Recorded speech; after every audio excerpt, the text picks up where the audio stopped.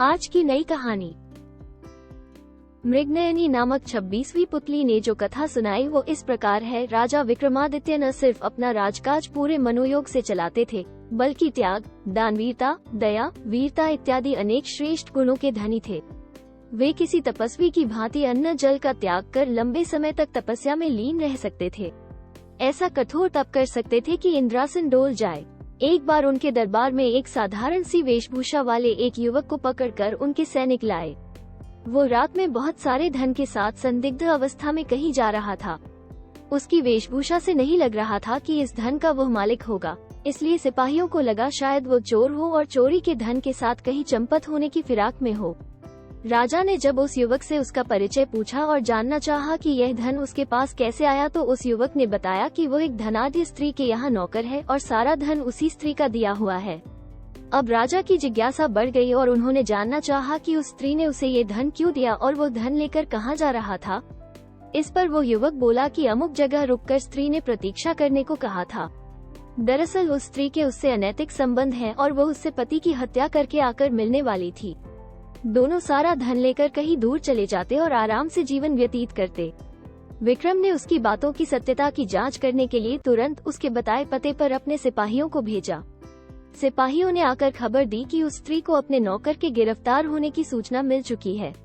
अब वो विलाप करके कह रही है कि लुटेरों ने सारा धन लूट लिया और उसके पति की हत्या करके भाग गए। उसने पति की चिता सजवाई है और खुद को पतिव्रता साबित करने के लिए सती होने की योजना बना रही है। सुबह युवक को साथ लेकर सिपाहियों के साथ विक्रम उस स्त्री के घर पहुंचे तो दृश्य देखकर सचमुच चौंक गए। स्त्री अपने पति की चिता पर बैठ चुकी थी और चिता को अग्नि लगने वाली थी। राजा ने चिता को अग्नि देने वाले को रोक दिया तथा उस स्त्री से चिता से उतरने को कहा। उन्होंने सारा धन उसे दिखाया तथा नौकर को आगे लाकर बोले कि सारी सच्चाई का पता उन्हें चल गया है। उन्होंने उस स्त्री को त्रिया चरित्र का त्याग करने को कहा तथा राजदंड भुगतने को तैयार हो जाने की आज्ञा दी। स्त्री कुछ क्षणों के लिए तो भयभीत हुई, मगर दूसरे ही पल बोली कि राजा को उसके चरित्र पर अंगुली उठाने के पहले अपनी छोटी रानी के चरित्र की जांच करनी चाहिए। इतना कहकर वो बिजली सी फुर्ती से चिता पर कूदी और उसमें आग लगाकर सती हो गई। कोई कुछ करता वो स्त्री जलकर राख हो गई। राजा सिपाहियों सहित अपने महल वापस लौट गए। उन्हें उस स्त्री के अंतिम शब्द अभी तक जला रहे थे। उन्होंने छोटी रानी पर निगाह रखनी शुरू कर दी। एक रात उन्हें सोता समझकर छोटी रानी उठी और पिछले दरवाजे से महल से बाहर निकल गई।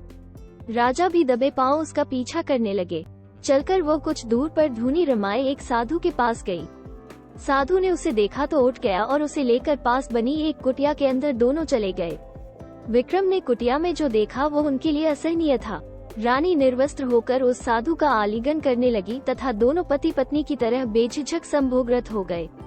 राजा ने सोचा कि छोटी रानी को वे इतना प्यार करते हैं, फिर भी वो विश्वासघात कर रही है। उनका क्रोध सीमा पार कर गया और उन्होंने कुटिया में घुसकर उस साधु तथा छोटी रानी को मौत के घाट उतार दिया। जब वे महल लौटे तो उनकी मानसिक शांति जा चुकी थी। वे हमेशा बेचैन तथा खिन्न रहने लगे। सांसारिक सुखों से उनका मन उचाट हो गया तथा मन में वैराग्य की भावना ने जन्म ले लिया। उन्हें लगता था कि उनके धर्म कर्म में जरूर कोई कमी थी, जिसके कारण भगवान ने उन्हें छोटी रानी के विश्वासघात का दृश्य दिखाकर दंडित किया।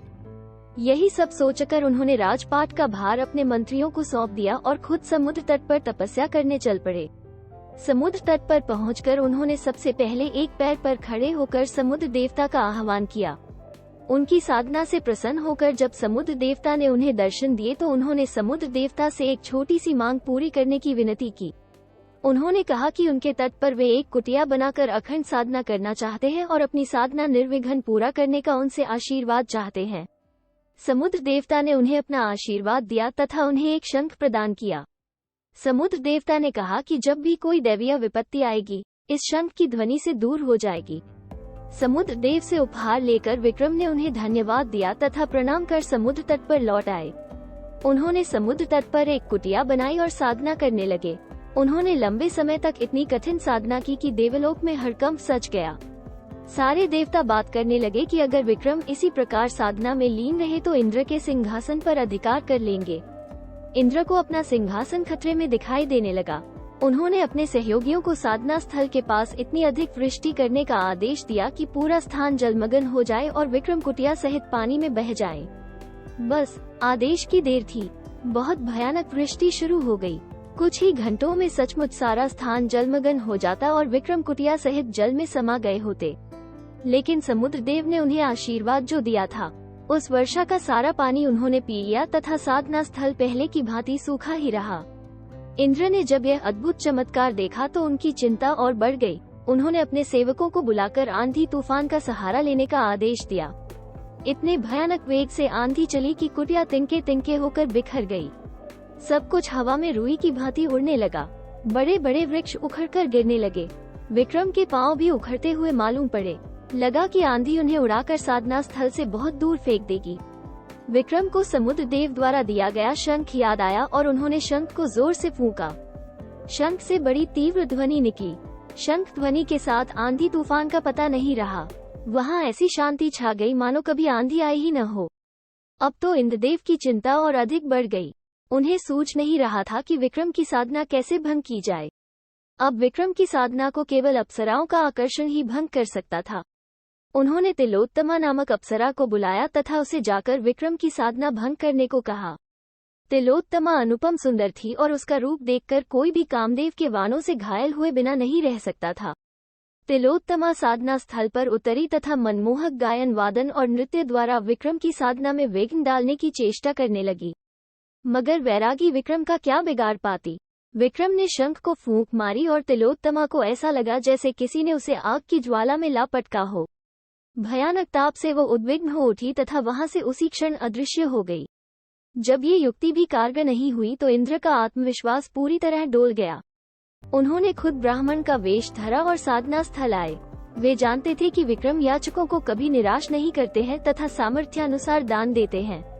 जब इंद्र विक्रम के पास पहुंचे तो विक्रम ने उनके आने का प्रयोजन पूछा। उन्होंने विक्रम से भिक्षा देने को कहा तथा भिक्षा के रूप में उनकी कठिन साधना का सारा फल मांग लिया। विक्रम ने अपनी साधना का सारा फल उन्हें सहर्ष दान कर दिया। साधना फल दान क्या दिया कि इंद्र को अभयदान मिल गया। उन्होंने प्रकट होकर विक्रम की महानता का गुणगान किया और आशीर्वाद दिया। उन्होंने कहा कि विक्रम के राज्य में अतिवृष्टि और अनावृष्टि नहीं होगी, कभी अकाल या सूखा नहीं पड़ेगा, सारी फसलें समय पर और भरपूर होंगी। इतना कहकर इंद्र अंतर्ध्यान हो गए। राधे राधे।